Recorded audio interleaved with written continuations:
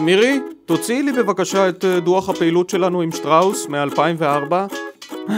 זה היה לפני 10 שנים. נראה לך שאני יודעת איפה? יוני, אני שולח לך הערות בעקוב אחר שינויים אחרי שהוספתי תיקונים בטורקיז. שים לב, לא למחוק את ההערות של דפנה ולקבל את ההערות של שמעון. נורא חשוב שכל ההערות יישמרו כדי שהלקוח יבין מהי הגרסה האחרונה.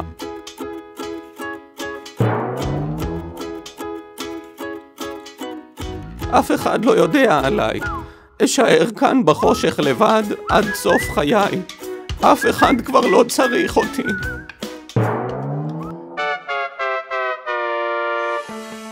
אנחנו כבר לא יכולים לסמוך על הזיכרון בכל מה שקשור לניירת במשרד. צריכים גישה לכל מסמך מכל מקום ומכל מכשיר שמחובר לאינטרנט. רוצים שהמידע יישמר במערכת ניהול ארכיון דיגיטלי. אידוק מארגנת מחדש את המסמכים בארגון, כולם במקום אחד, עם הרשאות שונות למשתמשים בארגון. באידוק תקבלו גישה דרך כל מחשב, סמארטפון או טאבלט, לכל מסמך סרוק ומתויק. תוכלו לאתר אותו בשניות ולהדפיס בשניות. תוכלו להגדיר עבודה משותפת על אותו מסמך, שמירת גרסאות וחתימה דיגיטלית. כשכל המסמכים שלכם מאורגנים נכון ונגישים, יש לכם זמן להתמקד בעיקר.